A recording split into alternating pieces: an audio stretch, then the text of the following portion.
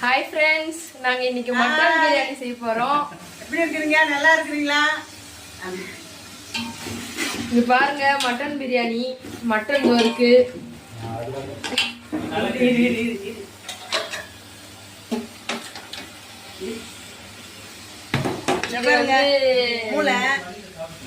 இது மூளை பொரியலா?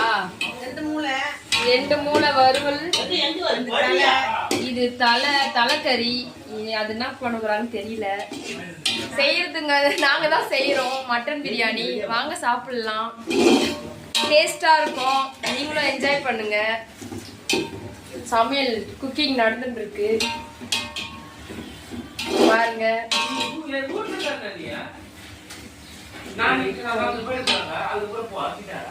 பாய்